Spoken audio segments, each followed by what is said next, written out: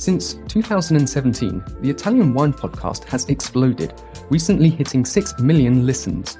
Support us by buying a copy of Italian Wine Unplugged 2.0 or making a small donation. In return, we'll give you the chance to nominate a guest and even win lunch with Stevie Kim and Professor Attilio Scienza. Find out more at italianwinepodcast.com. Chin chin!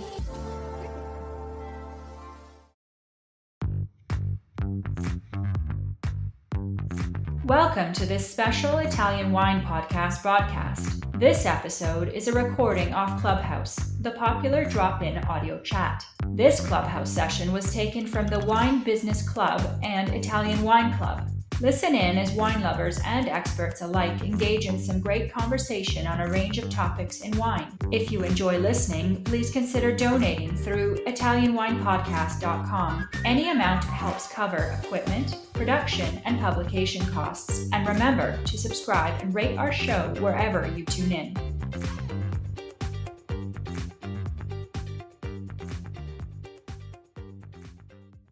So hi Laika for having me again. Hi everybody. So it's very simple. I chose to interview Matteo for two reasons. First of all, everybody who is in the wine business should know about the Gulfi Nero d'Avola wines, which not only in my opinion, but accordingly to many well-respected wine experts and professionals, they are the benchmark for this grape. At Gulfi, they are producing the highest expression of this grape, showing that any varieties in the right hands can express the important notion of terroir. The second reason of me choosing Matteo for this interview is a little bit more of a personal one. You know, every time I drink Gulfi wine, I'm feeling happy and home again. They bring wonderful memories of my youth, my family, holidays, festivities, my birthplace, and the many adventures with my friends. So Gulfi wine, in a way, if only for a moment, filled that void of me being far away from Sicily for so many years. I like it. It's a very memorable wine for you then. How was it when you met him for the first time? I met Matteo in Verona for the very first time this year. So I was selected. I was in the Italian Wine Buyer Program organized by the Italian Trade Agency in April of this year. So I had to schedule some mandatory appointments. And as soon as I saw the Gulfi wine, I requested on the Vinitaly portal a meeting, and Matteo replied to my email confirming the appointment. So after 10 years, I tasted the wine of Matteo. It was a superlative feeling, so one of the greatest lineup. Because, in Pennsylvania, unfortunately, Matteo's wines are not available as for now. So hopefully we can fix this sooner than later. Yeah, for sure. And I'm sure your meeting with Matteo was really an emotional thing too, because that was really a memorable wine you've had. So what are the learning objectives that we should be expecting from this interview? For today, I would love the listener to learn, for sure, the beautiful history of one of the greatest winery of Sicily. Learn about the different location where Gulfi produce wine, some technical aspect or their viticulture and winemaking. Learning about the four crew of Nero d'Avola in the Pachino area, so understanding the difference of soil, topography, microclimates, and eventually the final wine produced. Also learn about the production and the marketing strategies of the vineyard, and maybe learning some future endeavors, what the winery is doing and adjusting, keep pace with modern trends. All right. So I know that you've already mentioned some bits and pieces, but I wanted to ask you this question again. How did you discover the wines of Gulfi wines? So, as you know, born and raised in Sicily, I've been drinking wine when I was younger with my family and friends. My career, besides a small stint in New York City, has mainly developed in Pennsylvania, in the Pennsylvania market. And as I said before, the Gulfi wine are not available right now. So again, going April to Vinitaly, I met Matteo over there. We tasted all the wine that he was showcasing at the exhibition, at the Vinitaly exhibition, and it was living an excellent, great experience and feelings. Matteo also, as a great gesture, gave me a bottle of the Nero Macari 2002, which July 9th for my birthday. Okay. All right. So for now, I'm going to mute myself and I will leave the floor to you and Matteo. Ciao, everyone. See you later. Thank you. Perfect. A little bit about Matteo, born and raised in North Italy in a small town near Milano. One of three brothers. Matteo's father, Vito, was from Chiaramonte Gulfi in Sicily, and his mom is from Lissone near Monza. And Matteo's family, from his father's side, has been making wine forever. And when he was young, he would spend summer vacation and holidays in Sicily together with his grandparents and relatives. Artistic high school and then graduated in business communication at the Cattolica di Milano University. He went to work to London, first in wine retail and then as a sales representative for a master of wine that took him under his wing and taught Matteo everything about wine. Back in Italy in 2009, started working for Gulfi, finally become after a few years the business and communication directors. In 2017, after his father passed away prematurely, Matteo and his two brothers took control of the entire Azienda Gulfi with the strenuous support of the whole Gulfi team.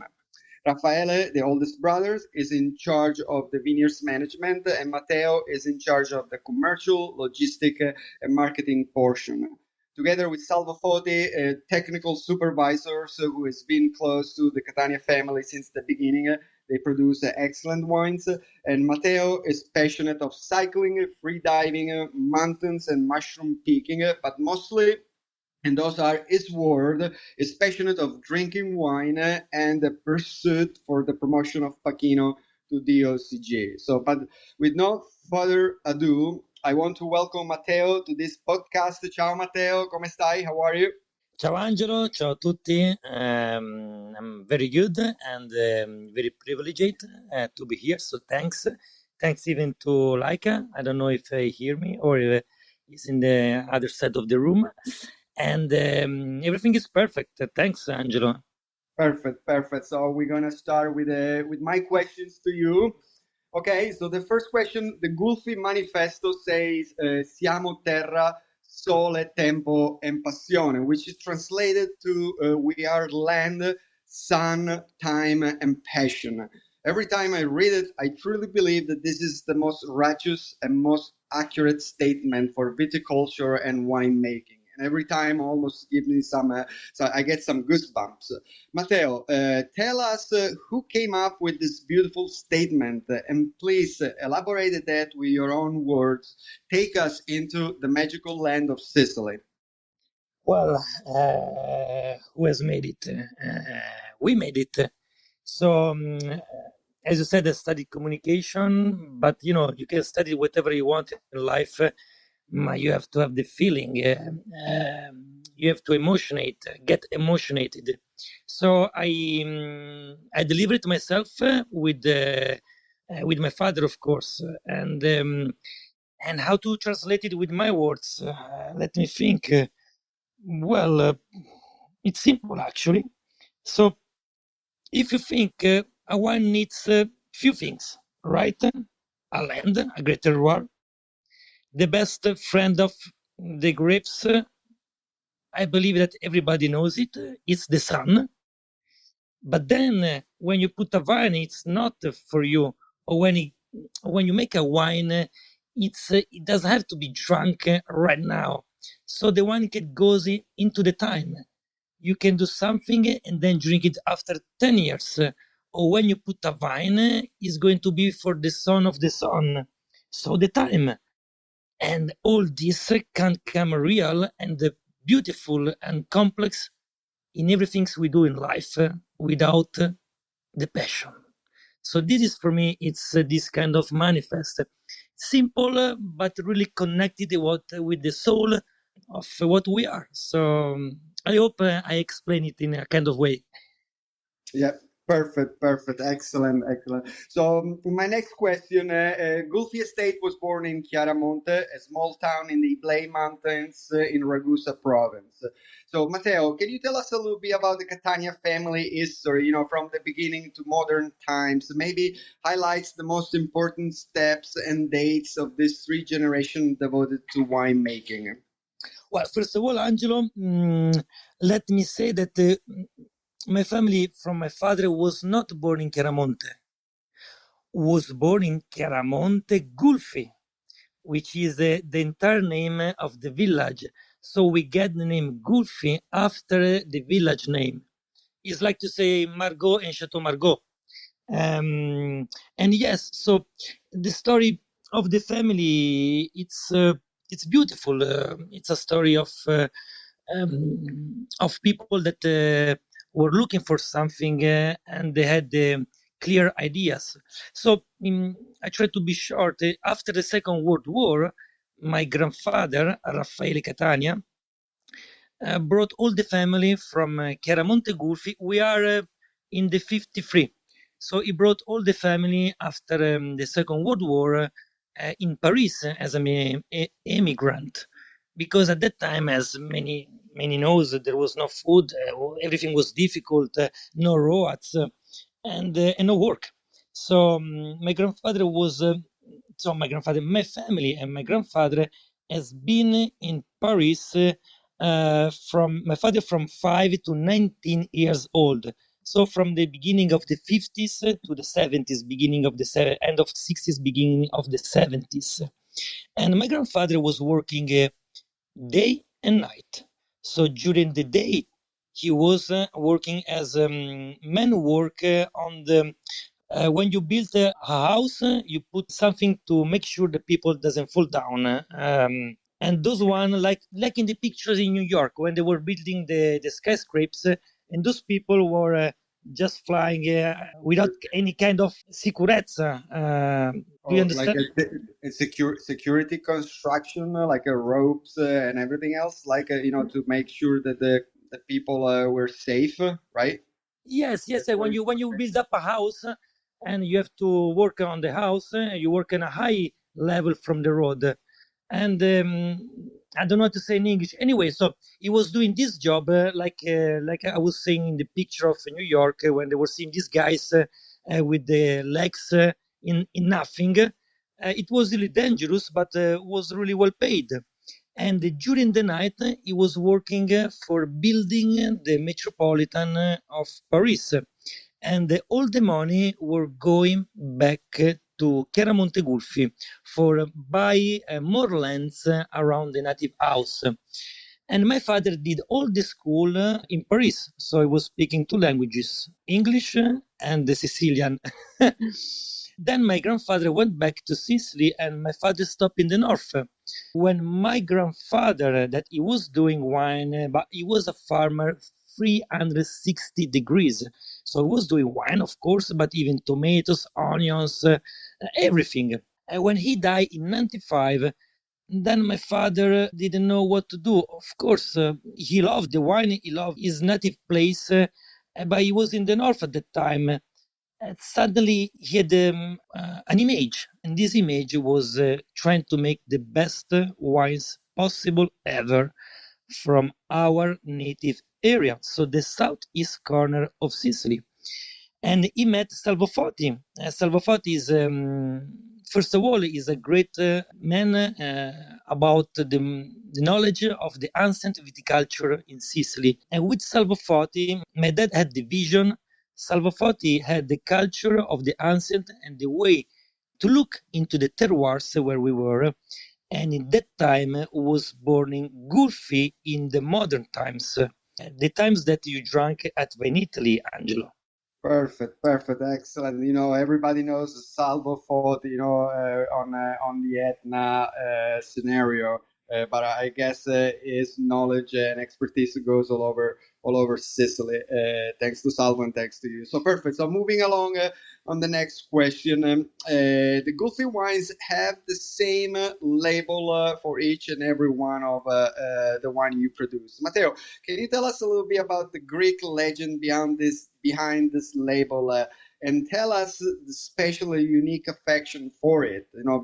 Choosing it to put in each and every one of your bottles. That's probably like you are in love with this Greek legend. Oh, well, grazie for the question. So, well, you're right.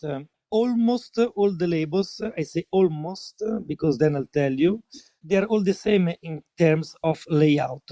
So we have the lowest part of the label that is showing an artistic representation of the vineyard where that wine is made, because we can say that we make almost single vineyard wines with all the labels.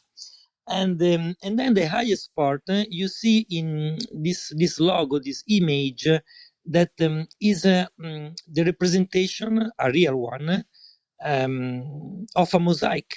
And this mosaic is inside a Roman villa in Sicily, and the name of the villa is Villa del Casale, and it's the biggest surface worldwide of mosaic.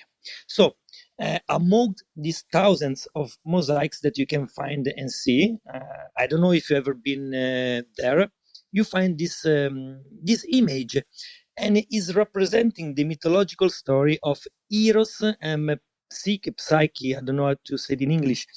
And simply why we use it? Because we see ourselves like Eros, and we love our Psyche.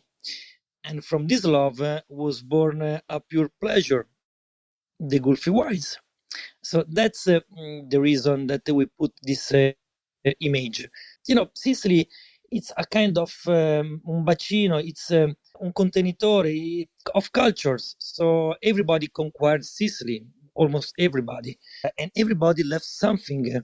And this complexity, it reflects in everything that we do and we have in Sicily. Yes, I agree about everybody conquering us because of our position and then leaving each and every one of them a marker that is still today present. Beautiful, beautiful legend.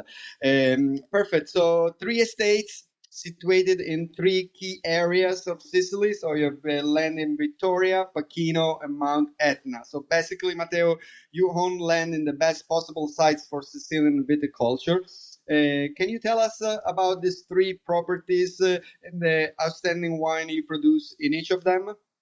Of course. So, first of all, thanks for believing that these are among the most important and beautiful area for producing wine in Sicily.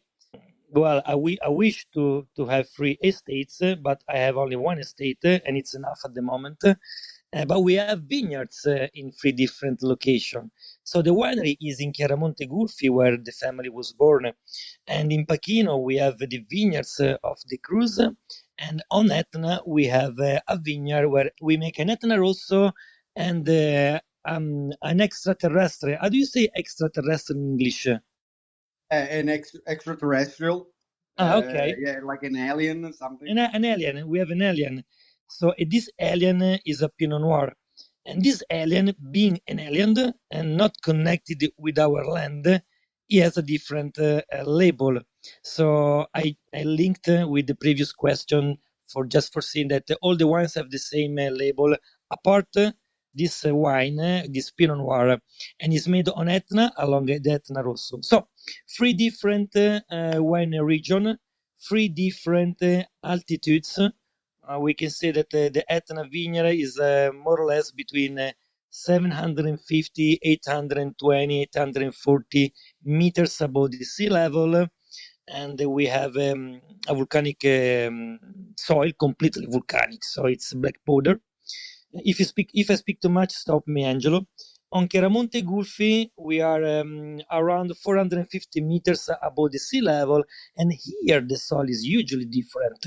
We have a difficult mix to find, which is calcareous, fossil, and I do say argilla, clay, and time by time some iron infiltration. And then we go to an average, so Pachino, to an average of 30 meters above the sea level. And here in this small micro area, really small micro area, you have all the soil of Sicily present in Pachino. Why? Because Pachino, it's under the tectonic plaques, so the conjunction between the African continent and the European continent. And because of this, the layers melts up like a cake. And that's the reason why probably is the place worldwide with the most higher difference of soil in such a short area. Last but not least, the southeast part of Sicily, it's the native area of Nero d'Avola grape. Great, so yes, we understand, the diversity of soils in such a short distance from one place to another. So now I do have a technical question for you, Matteo. Can you tell us a little bit about your viticulture and winemaking philosophy, and maybe explain some in more details some techniques that you guys are using in the vineyards and in the cellar? It's a secret. I'm, I'm just joking. I hear you so serious. So, yeah, of course. So, but it's simple. It's really simple. We have to try to make the most drinkable and wine, and the wine that you never get bored in drinking it. And the vision is really simple, but I believe you agree with me that the most simple things they are always the most complicated to achieve. So you have to be. We are organic, but doesn't mean anything. You can be organic, you can be biodynamic, you can be traditional. You have to make a good wine, and a good wines it terms in a balance result. So what we always try to do is find the balance into the acino, into the grape, into the wine, and in everything we do. So I always say that a food with balance goes down easily, so you can eat it easily even if you're full. When people are more balanced, they can fight in a better way the difficulties of life, because everybody has troubles in life. And the same is the wine. A wine with balance can be drunk more easily and with more pleasure. And on top of that, if the grape is great, it can age beautifully. So our mission is looking and hearing. Few people now in life, especially with the new technologies, are they are not used to watch at the nature, listen to the nature, and try to understand what to do into the vineyards. Everybody thinks that is able to pruning, but few producers are very good in pruning, because our memory is really short. We live only 100 years if we are lucky, but the viticulture has more than 2,000 years of history. So we need knowledge and culture in order to make something unique. Perfect. Yes, I agree with you. I mean, the technology is definitely helping us to understand more on the genetic part of the grapes and so forth. But I do believe that making wine should be a complete experience between the winemaker and nature. And any thoughts on specific techniques that you guys are using in the vineyards? Like some sort of a pruning or vine trainings that you want to share with us? Yes, of course, with pleasure. And well, in terms of vine, how do you call it, vine system? Yeah. We have the two ways. We use ales and we use bush vines. So it depends where we are and depends what we are doing. So even in this case, a balance. They are different kind of training, but they are both powerful as long as you know how to work on them.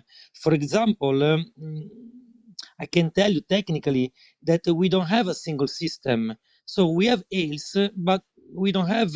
Then you can translate it, because I don't know how to say in English. Cordone speronato, or doppio cordone speronato, or Guyot, or every single vine into the vineyard is treated in a single way. So you can have in the same vineyard 3 different kind of systems, still making the same kind of label, because we don't want to be. We need human being has to be flexible, has to listen. So each vine has a different needs. Pruning is fundamental. Everybody does short pruning, okay? But it's technically, well, I'm trying to be general. Technically, it's not correct always. Most of the time, it's not correct. Because if you prune too short, the lympha, how do you say lymph in English, Angelo? I'm not sure. The nutrition of the vine, because when you cut them, there is a kind of dry wood that gets inside. So if you cut too short, this dry wood gets inside, is gonna touch the food that is going in the trunks, and slowly, year after year, is gonna die before. So if you cut a little bit higher, then this dry wood is gonna take what you have cut. The year after you go short. Wine to Wine Business Forum. Everything you need to get ahead in the world of wine. Supersize your business network. Share business ideas with the biggest voices in the industry. Join us in Verona on November 13 to 14, 2023. Tickets available now at winetowine.net. And so the wine can age much more, because we make wine for aging, not for mass production, not for 20 years, using pumping, putting water, and making lots of wine, maybe making money for sure. But this is not our philosophy. So we go with the time of the nature. Perfect. I like it. It's like it's the same concept of managing people. You know, a good manager is always the one that adjusts his behavior to the people that he has to manage. And you basically are telling us that you're doing the same thing with vines. You know, treating them differently accordingly on their needs, right?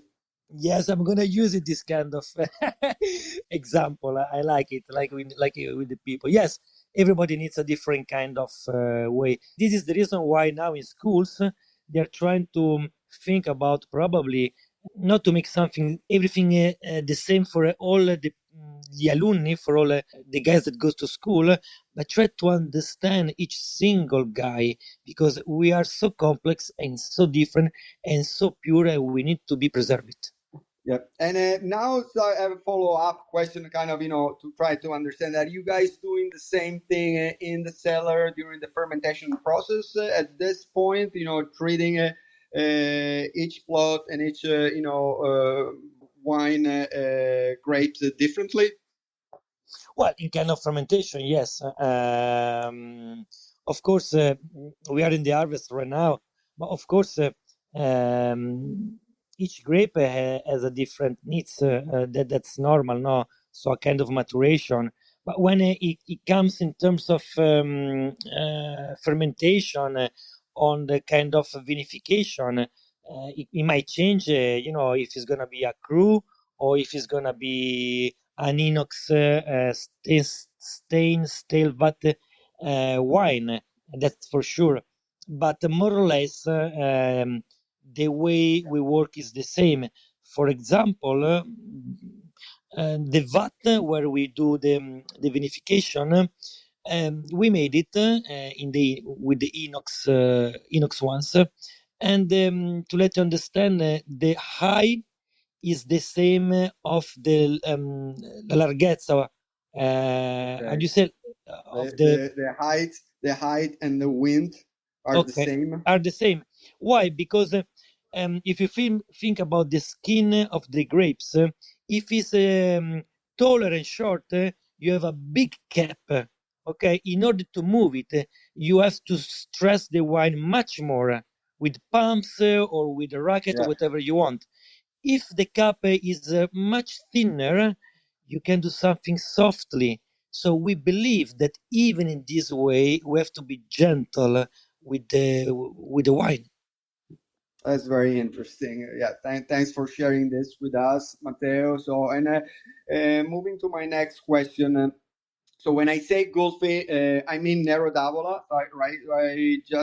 I can't stress it enough to say that Gulfi is a benchmark for and the leading producer from this grape. And you guys have mastered 4 specific terroirs in the Pachino area, right? For you guys own 4 single vineyards, the Macari, Baroni, San Lorenzo, and Bufaleffi. That they are producing 4 different wines. Can you tell us a little bit? I know it might be a complex question, but a little bit differences in soils, in terroirs, in microclimates, and eventually maybe some slight differences in the 4 wines. Okay, so first of all, I want that all the people, this is a huge opportunity for me, knows that I'm gonna use a French way because French people are really clear on wine business. Well, they are French. Almost nobody, I said, nobody knows where is the Grand Cru area of Nero d'Avola for saying it as the French people. So we can say the Côte de Nuit of Nero d'Avola. Or we can use the Italian, some Italian wine region, the Barolo area of Nero d'Avola, because this is the most important thing. And that's important. So it's Pachino. So Pachino must be considered as the Grand Cru concept area of Nero d'Avola. So first of all, I don't sell Nero d'Avola, I sell Pachino. Then the Cru Macari, the Cru Bufaleffi, the Cru San Lorenzo, and the Cru Baroni. First of all, you drink Barolo, then the Cru Bussia, the Monprivato, Bricco delle Viole. At the end, it's even Nebbiolo, of course. But Nebbiolo, it's in all Piedmont. And Nero d'Avola, it's in all Sicily. I say Nebbiolo could be Sangiovese, it could be Pinot Noir in Burgundy, or whatever we want. So, but what makes the difference, and what probably you are making this interview because of your feeling with the wines, it's because you were drinking a Pachino wine. And the Pachino, as I was saying, it's in the middle of 2 seas, over being under the tectonic plaques. So there is lots of stream. We are really low. And what's the big difference between these 4 guys? It's simple. It's only the soil. Because Pachino is pretty flat. The distance between all the 4 crews, so it's more or less a radius of 3 kilometers, so almost nothing. But in 3 kilometers, it changed the world. So, for example, starting from the most inland vineyard, Baroni, it's all about limestone. So I describe it as a teenager, because when you're a teenager, you think that you are the most beautiful, powerful, everything. No, the most of the most. But at the end, you are really simple to be read by an adult. And Baron is like this because the limestone brings out the body, the power, but it's so balanced, so easy to be understood and drink it that I describe it in this way. If you just across the road, 100 meters forward, you have Bufaleffi Cru. Bufaleffi is a mix of everything. And the vineyard change color into the lengths. So starts white, then brown, then red, then white again. You have volcanic soil in the sample of the soils when we made it, and probably it was an ancient volcano. And I describe it as Sophia Loren because all this complexity of soils turns in. You have the feeling that you can almost bite the flesh of the wine, but it's so powerful, so elegant, so round, so soft. That's Bufaleffi for me, Sophia Loren. Then, if we go towards the sea, we found before in the middle we have Macari. Macari, it's more about black clay, iron soil composition, and gravel. So for me, it's the most wild, the wild guy. because turns up even when it ages with this kind of horse leather flavors, he has this kind of distinctive feeling of the nose of blood. I don't know how to say in English. I would say in Italian ematico, maybe ematic. I don't know if it does exist in English. So blood flavors, and it's this kind of black fruit. It's completely different.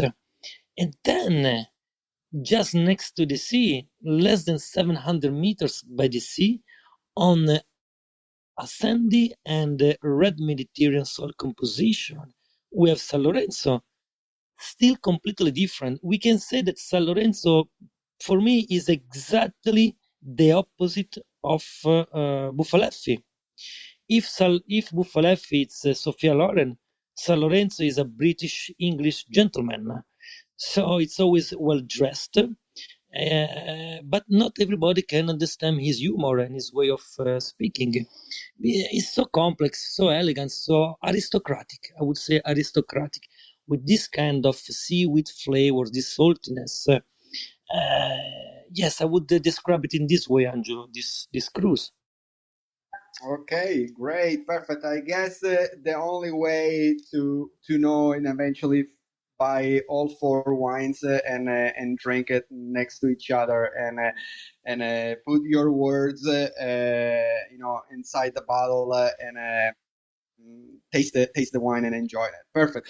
So my next question, I just would like to understand a little bit of the operation of Gulfi Winery. So. Can you tell Matteo? Can you tell us how large is your estate? How many hectares you own overall, your overall production? How many labels you produce, and about your top export markets. What is it? Maybe your top export market in Italy and the one international. Well, Angelo, we have too many hectares, and that's the first first things I would say. No, of course, we have 40 hectares planted, 40.5 planted, 100 total. But they are spread in different areas, as I was saying. So it's a commitment what we are doing. My father's used to tell me, Matteo, could be much easier buy lots of hectares next to the winery, so in the Cirasolo di Vittoria appellation, and that's it. But when I asked Salvo where I can make the best 100% Nero d'Avola, Salvo told me Pachino, and Matteo, I had to go to Pachino. And then when I was younger, I used to drink the wines from Benanti, and then I was passionate about Etna, and so we went on Etna, and the first vintage of Etna is 2004. So that's when I was in passion. So 40 hectares, but in 3 different areas, and we have to move every time in order to manage everything in the perfect way. So that's more or less the passion that moves everything. How many labels? Too many, Angelo. Even in this case, we have 12 labels. But what does it mean? Producing. Remember my experience of my father in French. He had many friends in Burgundy. He had lots of connection with many producers, and the respect and the way of working into the vineyards came from this culture. So when he started to make the 4 cruise, and the first vintage was 2000, he was completely mad. Almost even now we are still a little bit mad because it was too much forward. And this is beautiful because he had a clear vision. So still could be simpler making one single wine from Pachino, making a Cirasolo di Vittoria and the Classico, one Etna, and that's the story. But we want to give something different to the people. We want to offer something unique. We want to bring back the complexity, and that's Gulfi. Great. And so tell us which one of the 20 regions is the one that buys more wine from you, and which country in the world? Two names. You mean regions in Italy? Yeah. Oh well, but it's simple. Sicily. Sicily. Okay, Sicily. Okay, there you go. I I wouldn't expect another answer. And what about internationally? Which is the country that buys more wine from you? well, North America. The North America, it's Canada and US. So in my mind, US, well, Canada probably as a single state or region, as you want to call it, is Quebec. But for me, America is my key market because I honest, transparent. Because American people they are not new in wine business. They drink wine, and American people look at the future with com'è che si può dire in italiano? Con fiducia. With trust, right? The American people look at the future with trust, with happiness. European people look at the future as something heavy to bring on. Probably it's the history, and that make a huge difference because it means that you are always open to try new things, and then you have a palate that is trained, and that's the reason why for me you are so important because. When people try Gulfi, then let's say 90% of the times they still buying again because everybody likes what is good. So that's my believing. Yeah. So basically, to sum it up, American thinking is more, straightforward and modern, while European are more traditionalist and tends to, cherish their history a little bit more, which I like it. But anyway, so moving forward. My next question. I know that the southeastern corner of Sicily can get very hot during the summer months of June, July, and August.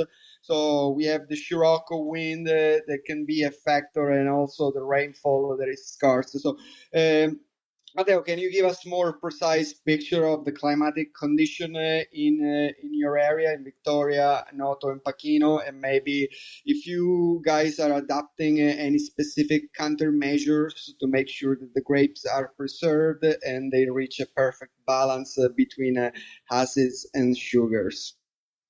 I don't want to disappoint the listeners, but the answer is always the same. And it's really simple. The countermeasure it's looking and listening to the vines, to the vineyards. So, and that's why you're right. It's pretty hot in summertime in Sicily. But the excursion is really important as well.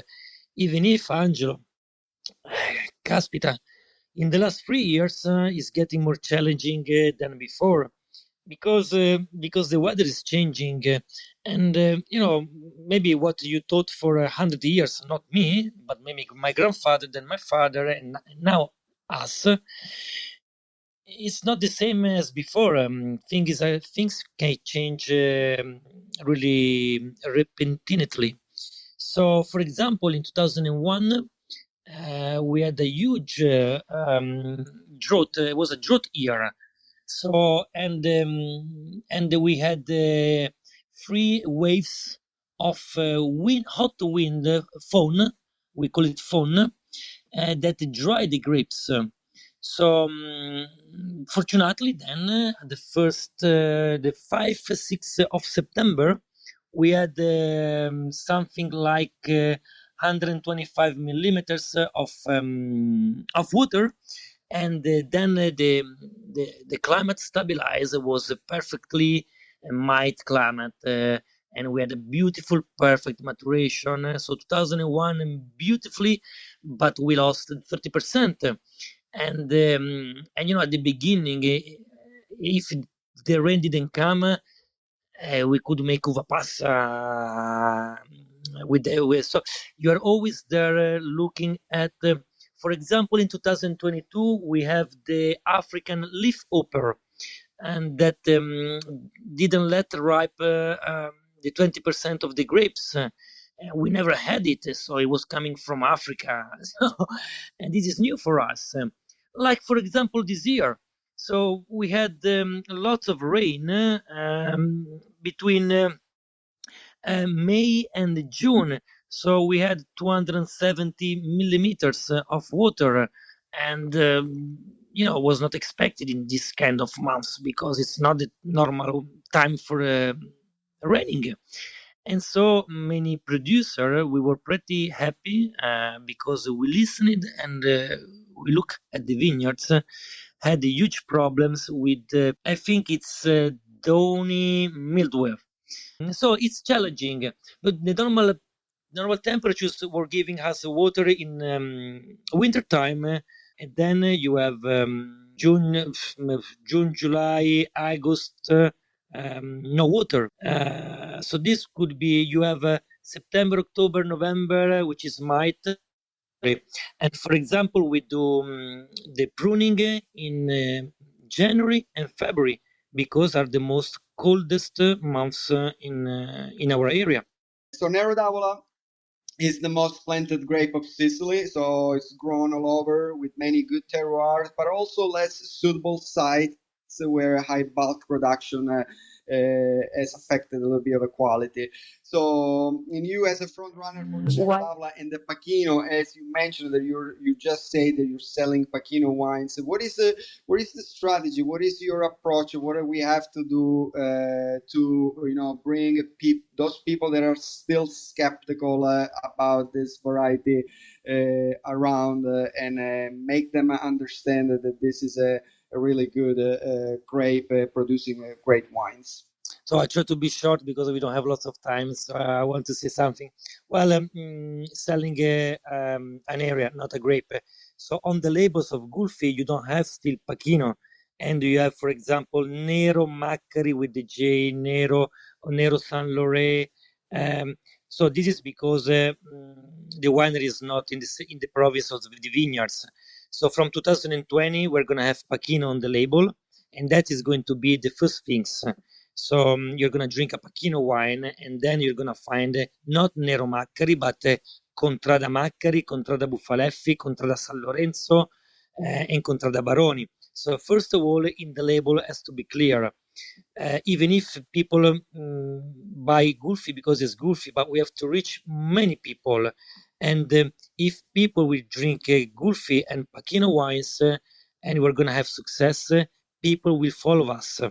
And that's this simple strategy. And try to let become Pacchino a DOCG, because Pacchino by law could be already a DOCG because it's a sub area of a wine bigger area. And but you have to convince the producer in order to make this.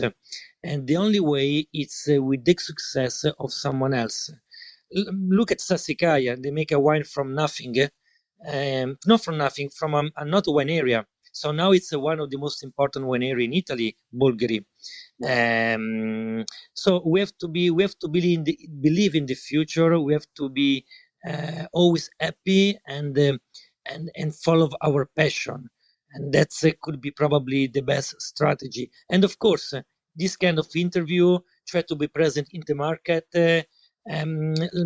Try to give the people the right knowing things.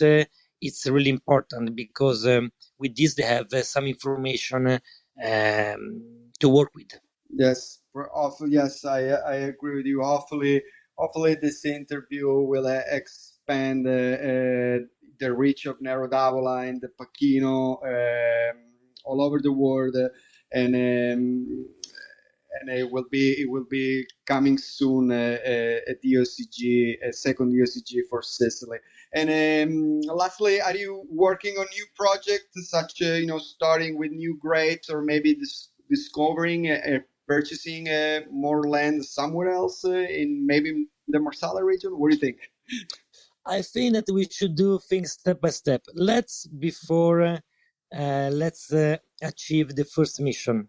This mission is let known the Gulfi wines, the Pacchino wines, the Cerasuolo wines into the world, especially Pacchino, because in Cerasuolo di Vittoria there are other good producers, and this is a DOCG appellation. And then who knows, Angelo, in the future, maybe a bubble. Maybe we can make a bubble on Etna, a sparkling wine, a metodo classico. At the moment, we are really connected and devoted to follow and promoting what we are doing right now. And then, if I have 1 minute at the end, let me know that I may say to the people why it's Nero d'Avola. It's not Avola the town, but it's Pachino. Even if the name of the grape is Nero d'Avola, which means Nero from Avola town. Okay, perfect. So you're opening a future debate for the scientists and the historians to understand, right? Perfect. I thank you very much for your time and for all those informations you gave us. Matteo has a beautiful winery in Chiaramonte Gulfi, has a beautiful locanda with a restaurant, that serves food. So I encourage everyone who wants to go to Sicily to stop by there and see Matteo and see the winery. And thank you very much for having me here. I hope you guys enjoy it.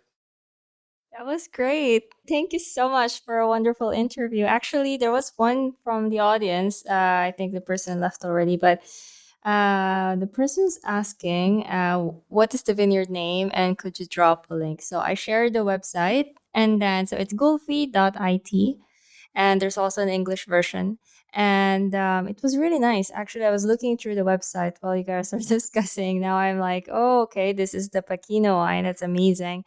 So yes, thank you. Wonderful, wonderful interview. Thank you so much for your time, Matteo and Angelo. Thank you so much for introducing Matteo to us, Angelo. And before I close the room, I just want to say that next week we're going to have 2 Clubhouse. So we've got Gianluca Queroli. He will be interviewing Raffaele Boscheini from Massi.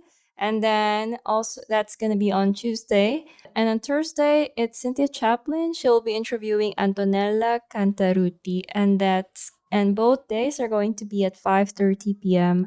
CET on a regular time show. Thank you so much. And yeah, have a good day, guys. Bye. Bye. Thanks so much, Ciao. Bye. Thanks, Angelo. Bye. And un saluto a tutti gli ascoltatori.